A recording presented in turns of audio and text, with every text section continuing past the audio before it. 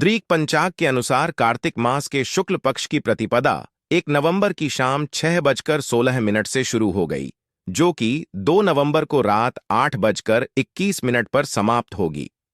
दोस्तों, आज मैं आप लोगों को गोवर्धन पूजा संबंधित संपूर्ण जानकारी बताऊंगा और इस वीडियो में बताऊंगा कि गोवर्धन पूजा के दिन हमें गौमाता को क्या खिलाने से हमारे घर में धन की प्राप्ति होती है तथा गोवर्धन पूजा संबंधी संपूर्ण जानकारी इस वीडियो में बताऊंगा।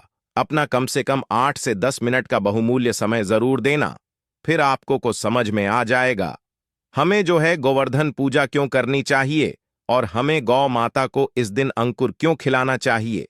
वीडियो को ध्यान से देखना, हमारे चैनल में बने रहना, आपको संपूर्ण जानकारी इसी चैनल में प्राप्त होगी।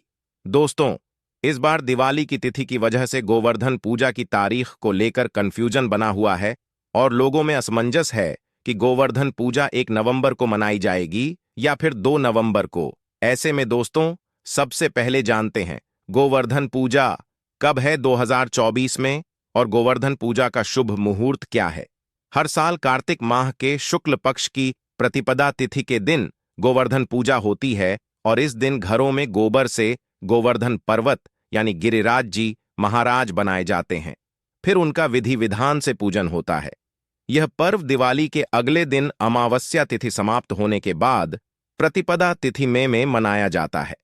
वैदिक पंचांग के अनुसार इस साल कार्तिक माह के शुक्ल पक्ष की प्रतिपदा तिथि गोवर्धन पूजा 2 नवंबर 2024 शनिवार के दिन मनाई जाएगी। देखो दोस्तों, गोवर्धन पूजा के दिन भगवान श्री कृष्ण और गोवर्धन पर्वत और गायों की पूजा की जाती है। गोवर्धन पूजा में अन्नकूट का भी बहुत ही महत्व है। जी हां, गोवर्धन पूजा में अन्नकूट का बहुत बड़ा महत्व है। अन्नकूट का भोग भी सामर्थ्य अनुसार जरूर लगाना चाहिए। कहीं कहीं लोग मूंग दाल और बाजरे को मिलाकर के खिचड़ी बनाते हैं, तो कहीं कहीं अन्नकूट में भगवान श्री कृष्ण को 5 भोग का प्रसाद भी लगाया जाता है। इस प्रक्रिया को अन्नकूट कहा जाता है। दोस्तों, आइए जानते हैं गोवर्धन पूजा पर चढ़ाए जाने वाले अन्नकूट प्रसाद का 56 भोग के बारे में, अर्थात इसका क्या महत्व है। अगर आज की वीडियो आप मिस करते हैं तो फिर सारी जिंदगी आप इस प्रकार की जानकारी को पाने से वंचित रह जाएंगे, क्योंकि कोई भी आपको अनाजों का मिश्रण होता है। तरह तरह के पकवानों से भगवान की पूजा की जाती है। इस प्रसाद को अलग अलग बांटने की बजाय इकट्ठा बांटा जाता है। इस मिश्रण का स्वाद निराला होता है। भगवान ने इस अन्नकूट के प्रसाद में कई सारी सब्जी को मिलाकर के देखिए। भगवान का इस प्रकार का जो प्रसाद है, इसमें कई प्रकार की सब्जी को मिलाकर के आप मिक्स कर सकते हैं, जैसे कड़ी है, चावल है, पूरी है, रोटी है, मूंग की खिचड़ी है, बाजरा है, हलवा है। सामर्थ्य के अनुसार जो भी आपसे बने भगवान के प्रसाद में इस प्रकार की चीजों को मिलाकर के भगवान को भोग लगा सकते हैं। आइए जानते हैं अन्नकूट की कथा की शुरुआत। तो कुछ कथाओं में इस प्रसाद के बारे में कहा गया है कि जब भगवान कृष्ण ने देवराज इंद्र के घमंड को चूर करते हुए गोवर्धन पर्वत की पूजा की और इंद्र ने गुस्से में बहुत ही ज्यादा वर्षा की, तब भगवान श्री कृष्ण ने समुचित वृंदावन वासियों को लेकर गोवर्धन पर्वत के नीचे आ गए थे और इसी पर्वत के नीचे लगातार 7 दिन बिताए थे। इस दौरान सभी ने अपने साथ लाए हुए जो खाद्य सामग्री, जितने भी वहां के रहने वाले लोग थे, सभी ने खाद्य सामग्री लाए और दोनों को मिलाकर के बांट करके आपस में खाया। इसका स्वाद इतना ज्यादा अद्भुत था कि इसे खाने के लिए स्वयं भगवान कृष्ण ललचा गए थे। बाद में वह अन्नकूट प्रसाद के रूप में गोवर्धन पर्वत को भोग लगा करके खाया जाने लगा। खुद भगवान कृष्ण ने सुप्रियनंद कूट उत्सव मनाने की आज्ञा दी। दोस्तों, हमारे चैनल के इस वीडियो में जानते हैं कि गोवर्धन पूजा किस प्रकार से की जाए। दोस्तों, अब आप लोगों को अन्नकूट के बारे में जानकारी प्राप्त हो गई है। अब गोवर्धन पर्वत की किस प्रकार से पूजा की जाए, तो गोवर्धन पूजा करने के लिए आपको सबसे पहले घर के आंगन में गोबर से गोवर्धन का चित्र बनाएं। इसके बाद रोली चावल खील, बताशे, जल, दूध, पान, केसर, फूल और दीपक जलाकर के गोवर्धन भगवान की पूजा करें। कहा जाता है कि इस दिन विधि विधान से सच्चे दिल से गोवर्धन भगवान की पूजा करने से साल भर भगवान श्री कृष्ण की कृपा बनी रहती है। चलिए इस वीडियो में आप लोगों को गोवर्धन पर्वत से जुड़ी हुई संपूर्ण जानकारी बताऊंगा दोस्तों। इस वीडियो में आप लोगों को बताऊंगा कि हम जो है गोवर्धन पर्वत की पूजा क्यों करते हैं। साथ ही साथ में गोवर्धन पूजा की जो कथा बताऊंगा, इस कथा को अगर कोई भी व्यक्ति सच्चे मन से सुनता है तो ऐसे व्यक्ति के जीवन में चल रही सभी प्रकार के कष्ट तत्काल समाप्त होते हैं। ऐसे व्यक्ति की सभी प्रकार की मनोकामनाओं की पूर्ति होती है। ऐसा माना जाता है, इस कथा को अगर सच्चे मन से सुने तो कोई भी आपकी मनोकामना हो, चाहे कितनी भी बड़ी मनोकामना हो, वह मनोकामना की पूर्ति हो जाती है। आइए जानते हैं हमारे YouTube 1 के लोगों को गोवर्धन पर्वत की पूजा करने के लिए प्रेरित किया था। तभी से भक्तजन इस पर्वत की पूजा करते हैं। तो आज भी ऐसी मान्यता है कि मथुरा के पास में स्थिति जो गोवर्धन पर्वत है, इनकी पूजा करने से दोस्तों की सभी मनोकामनाओं की पूर्ति होती है। यहां से कोई भी खाली नहीं लौटता। इसी वजह से यहां हमेशा ही दोस्तों का देखना जो गोवर्धन पर्वत है, वहां पर काफी भीड़ लगी रहती है। तो आइए इस वीडियो में जानते हैं वास्तव में हम जो गोवर्धन पूजा किस प्रकार से घर में निर्मित करते हैं। सभी दर्शकों को जानकारी प्राप्त हो चुकी है। अब इनकी पूजा क्यों होती है, इनकी पूजा होने के पीछे क्या कारण है। तो गोवर्धन पर्वत की ऊंचाई आपने देखी होगी। आज से काफी पहले काफी दिखाई देते थे, लेकिन हजारों साल पहले यह बहुत ही ऊंचा था, विशाल पर्वत था और इस पर्वत की ऊंचाई लगातार घटती जा रही है। इस संबंध में शास्त्रों में एक कथा बताई है। इस कथा के अनुसार गोवर्धन पर्वत को तिल तिल करके घटने के लिए एक रस्सी ने श्राप दिया था। श्री कृष्ण ने गोवर्धन पर्वत को भगवान का रूप बताया है और उसी की पूजा करने के लिए सभी को प्रेरित किया था। आज भी गोवर्धन पर्वत चमत्कारिक रूप से, पूर्ण रूप से, चमत्कारिक रूप से भरा हुआ है। सभी प्रकार के लोगों की इच्छा को पूर्ण करता है। गोवर्धन पर्वत की परिक्रमा करने वाले हर व्यक्ति को जीवन में कभी भी पैसों की कमी नहीं होती। साथ ही साथ गोवर्धन पूजा करने वाले लोगों को भी पैसों की कमी नहीं होती। ऐसा माना जाता है कि महाभारत काल में गोवर्धन पर्वत की ऊंचाई करीब 3000 मीटर थी, जबकि वर्तमान में यह पर्वत करीब 30 मीटर ऊंचा ही रह गया है। गोवर्धन पर्वत की ऊंचाई लगातार घटती जा रही है। इस संबंध में गर्ग संहिता में एक कथा बताई है दोस्तों। कथा के अनुसार भगवान श्री कृष्ण ने अवतार लेने के पूर्व राधा जी से भी पृथ्वी लोक में साथ चलने के लिए निवेदन किया था।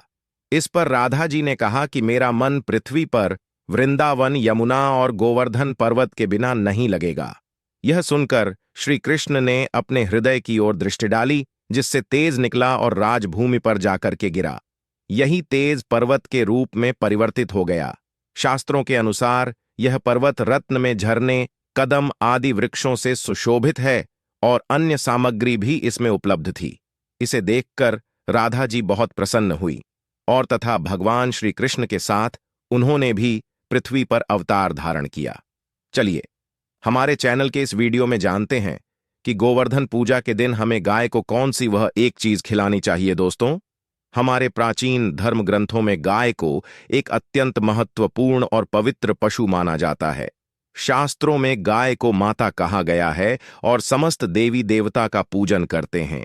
गौ माता के शरीर में 33 कोटि देवी देवताओं का निवास होता है। गाय एक अत्यंत पवित्र, निर्मल, शांत, निष्पाप जीव है। ऋग्वेद में इसे संसार का पालन पोषण करने वाली कामधेनु माता कहा गया है। इसके दर्शन मात्र से मनुष्य के हजारों पाप नष्ट हो जाते हैं। इसीलिए कभी इस निष्पाप गौ माता पर अत्याचार नहीं करना चाहिए। गाय को कभी मारना नहीं चाहिए और कभी उन्हें कष्ट नहीं देना चाहिए। गाय को मारना शास्त्रों में सबसे बड़ा पाप माना गया है। दोस्तों, भगवान श्री कृष्ण को गायों से विशेष लगाव था। उन्हें गौ माता बहुत अधिक प्रिय थी। श्री कृष्ण के अनुसार गायों की सेवा करना ही सर्वश्रेष्ठ धर्म है। इससे बड़ा पुण्य का कार्य संसार में दूसरा कोई नहीं। कलयुग की भविष्यवाणी करते हुए भगवान श्री कृष्ण कहते हैं कि कलयुग में जब धर्म का लोप हो जाएगा, तब मनुष्य गाय की सेवा नहीं करेंगे। मनुष्य केवल दूध के लिए ही गाय को पालेगा। दूध के लिए गाय को बहुत कष्ट देगा, जिसके परिणाम स्वरूप कलयुग में पाप और धर्म उसके चरम पर होगा। कलयुग के अंत का लक्षण बताते हुए श्री कृष्ण कहते हैं, जब संसार से गाय समाप्त हो जाएंगी, तब कलयुग का अंत होगा जो मनुष्य कलयुग में भी गाय की निस्वार्थ भाव से सेवा करेगा वह सुख समृद्धि प्राप्त करेगा। जो स्त्री रसोई में बनी पहली रोटी गौ माता को खिलाएगी वह सदा सुहागिन और सौभाग्यशाली रहेगी। जो लोग अपने घर में गाय से प्राप्त पंचगव्य को रखेगा उसके घर में कभी दुख दरिद्रता नहीं आएगी। दोस्तों, हमारे धर्म के सभी शास्त्रों में गाय की सेवा को ही सर्वश्रेष्ठ माना गया है। जो व्यक्ति प्रतिदिन किसी ना किसी तरह से गौ माता की सेवा करता है वह सबसे अधिक पुण्यवान बन जाता है। गांव में तो मनुष्य को गाय की सेवा करने का अवसर प्राप्त होता है, लेकिन शहरों में गाय के दर्शन आसानी से नहीं हो पाते हैं। इसीलिए मनुष्य को गौशाला में जाकर गाय की सेवा करनी चाहिए अथवा गौशाला के लिए दान धर्म करने चाहिए। इसके अलावा आप अपने घर में ही गौ माता की मूर्ति रखकर उनकी पूजा जरूर करें। इससे भी माता कामाधेनु का आशीर्वाद प्राप्त होता है। शास्त्रों में गौ माता को मां लक्ष्मी का रूप माना गया है, इसीलिए उनकी पूजा करने से दरिद्रता दूर होती है। प्राचीन काल से ही गौ माता की सेवा और संरक्षण करने की परंपरा चली आ रही है। कई ऋषि मुनि अपनी कुटिया में गायों का पालन करते थे तथा राजा महाराज गायों का दान करते थे। गायों के दान को सबसे बड़ा दान कहा गया। गाय का दान करने से सभी जन्मों के पाप नष्ट हो जाते हैं और मनुष्य को मोक्ष की प्राप्ति होती है। आज हम आपको गौ माता के संबंध में बहुत ही महत्वपूर्ण बातें बताने जा रहे हैं। गाय की पूजा कैसे करनी चाहिए, गाय को कौन सी चीजें खिलाने से कौन सा फल मिलता है तथा गाय के किस अंग को स्पर्श करने से दरिद्रता दूर होती है आदि के बारे में हमारे शास्त्रों में बहुत ही महत्वपूर्ण ज्ञान दिया गया है। हमारी अत्यंत पूजनीय गौ माता के बे में आप सभी को यह बात अवश्य जान लेनी चाहिए।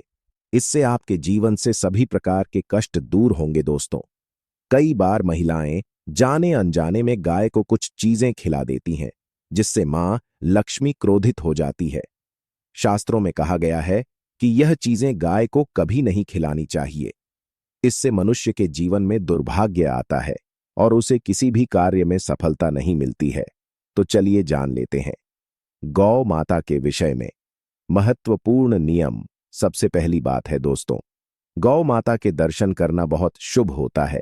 शास्त्र कहते हैं रोज सुबह गाय के दर्शन होने से पुण्य की प्राप्ति होती है और सुबह गोबर के दर्शन होने से लक्ष्मी की प्राप्ति होती है।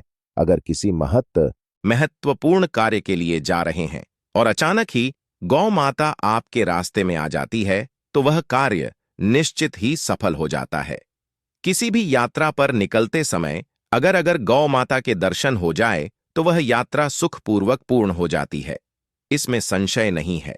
ज्योतिष शास्त्र के अनुसार कुंडली में यदि पितृदोष होता है तो अन्य उपायों के साथ साथ गौ माता को प्रतिदिन रोटी और घास खिलाने से लाभ होता है और पितृदोष से मुक्ति मिलती है। इसी तरह कुंडली में यदि क्षण की 7.5 या महादशा है तो हर शनिवार और अमावस्या को काले रंग की गाय को घास या रोटी खिलाएं और उसकी पूजा करें। इससे शनि दोष कम होता है। गौमूत्र यानी कि गाय का मूत्र बहुत ही उपयोगी, पवित्र और स्वास्थ्य की दृष्टि से अत्यंत हितकारी होता है। आध्यात्मिक दृष्टि से तो गौमूत्र का महत्व है ही, साथ ही वैज्ञानिक और स्वास्थ्य की दृष्टि से भी गौमूत्र के बहुत से लाभ बताए गए हैं। गौमूत्र में बहुत से खनिज पदार्थ और स्वास्थ्यवर्धक तत्व होते हैं जो हमारे शरीर की शुद्धि करते हैं और बहुत से रोगों से भी बचाते हैं। साथ ही गौमूत्र छिड़कने से वातावरण में शुद्धता और पवित्रता व्याप्त हो जाती है। इसीलिए हमारे शास्त्रों में शरीर को निरोगी रखने के लिए प्रतिदिन गौमूत्र का सेवन करने तथा घर में गौमूत्र छिड़कने के लिए कहा गए। कुंडली में शुक्र ग्रह की स्थिति को मजबूत करने के लिए ज्योतिष शास्त्र के अनुसार सुबह के भोजन में सबसे पहली रोटी निकालकर एक सफेद गाय को खिलाना शुभ माना जाता है। अगर आपकी कुंडली में बुध ग्रह कमजोर है या आपको किसी कारण इसके दुष्प्रभाव झेलने पड़ रहे हैं तो हर बुधवार के दिन गाय को हरा चारा खिलाना शुरू कर दें। इससे बुध से जुड़े दुष्प्रभाव दूर होंगे और आपको तमाम समस्याओं का हल मिल जाएगा। अगर कुंडली में मंगल दोष है जिसके कारण आपके जीवन में कई तरह की परेशानियां हैं तो लाल रंग की गाय की सेवा करें। मंगलवार के दिन गाय का पूजन करें और उसे गुड़ और चने आदि खिलाए। बृहस्पति ग्रह को जीवन के सभी मांगलिक कार्यों का कारक माना जाता है। ऐसे में अगर किसी व्यक्ति के जीवन में विवाह आदि मांगलिक कार्यों में विघ्न निर्माण हो रहे हैं, तो उन लोगों को कुंडली में बृहस्पति ग्रह की स्थिति को मजबूत करने के लिए रोटी पर गुड़ और चने रखकर गाय को खिला देना चाहिए। इससे आपको शुभ परिणाम प्राप्त होते हैं। अगर घर में अशांति है, लड़ाई झगड़े होते रहते हैं, तो घर में सुख शांति बनाए रखने के लिए घर के अंदर गाय के गोबर से बने उपले को जलाना चाहिए और उसका धुआं संपूर्ण घर में फैलाना चाहिए। इससे घर की नकारात्मक ऊर्जा नष्ट होती है और सकारात्मक ऊर्जा में वृद्धि होती है। गाय के दूध, दही, घी, गोबर और गौमूत्र से बनने वाले मिश्रण को पंचगव्य कहते हैं। पंचगव्य को पापनाशक कहा जाता है और हिंदुओं की धार्मिक विधि प्रायश्चित करने में इसका उपयोग किया जाता है। पंचगव्य को बनाने वाली सभी वस्तुएं अत्यंत उपयोगी होती हैं, जो स्वास्थ्य के लिए लाभदायक तो है ही, साथ ही औषधीय गुणों से भरपूर है। दोस्तों, अगर आपके द्वार पर गौमाता आती है तो उसे बिना रोटी खिलाए जाने मत देना, नहीं तो आपको दुर्भाग्य का सामना करना पड़ेगा, क्योंकि जिसके द्वार से गाय बिना कुछ प्राप्त किए लौट जाती है, उसके घर से लक्ष्मी भी चली जाती है। प्रत्येक स्त्री को प्रतिदिन गाय के लिए एक रोटी बनानी चाहिए और प्रेम से गौ माता को खिलानी चाहिए। इससे गौ माता का आशीर्वाद प्राप्त होता है और मन की इच्छाएं पूर्ण होती हैं। कुछ लोग गौ माता को बासी भोजन अथवा झूठ खिला देते हैं। इसे शास्त्रों में पाप माना गया है। गाय एक शाकाहारी और पवित्र पशु है, इसीलिए गाय के भोजन में कभी मांस, अंडे आदि चीजें नहीं डालनी चाहिए। ऐसा करने से महापाप लगता है। यदि आपकी कुंडली में चंद्र दोष है और जिसके कारण लगातार परेशानी उठानी पड़ रही है, तो आप यह एक उपाय जरूर करें। रोटी पर सफेद मक्खन, नमक और घी लगाकर गौ माता को खिला दें। यदि क्षण दोष है तो आटे में थोड़े काले तिल मिलाकर रोटी बनाकर गौ माता को खिला दें। इससे शनि दोष समाप्त होता है। मंगल दोष को दूर करने के लिए रोटी पर हल्दी लगाकर गाय को खिलाना चाहिए। अगर घर में धन की समस्या है तो गुरुवार के दिन गाय को केले का फल खिलाना चाहिए। इससे दरिद्रता दूर होती है। दोस्तों, गौ माता के पीठ पर एक उभरा हुआ को कुबड़े सूर्य केतु होते हैं। जब भी आपके द्वार पर गौ माता पधारे, आप इसको कुबड़े। इससे आपके जीवन से सभी दुखों का अंत होगा और धन संपत्ति की प्राप्ति होगी। शास्त्रों में कहा गया है, जो मनुष्य तन मन धन से गौ माता की सेवा करता है, वह मृत्यु के बाद वैतरणी नदी को गौ माता की पूंछ पकड़कर पार कर लेता है। उस व्यक्ति की अकाल मृत्यु नहीं होती है और उसे मोक्ष की प्राप्ति होती है। जिस व्यक्ति के भाग्य की रेखा सोई हुई है, अगर वह व्यक्ति अपनी हथेली पर गुड़ रखकर गौ माता की जीभ से चटाता है, तो उसकी सोई हुई भाग्य रेखा खुल जाती है और उसका दुर्भाग्य सौभाग्य में परिवर्तित हो जाता है। तो दोस्तों, इस प्रकार से आप सभी गौ माता की सेवा जरूर करें। उम्मीद है आपको यह जानकारी अच्छी लगी होगी। वीडियो को लाइक जरूर करें और कमेंट में जय गौ माता और जय श्री कृष्ण जरूर लिखें।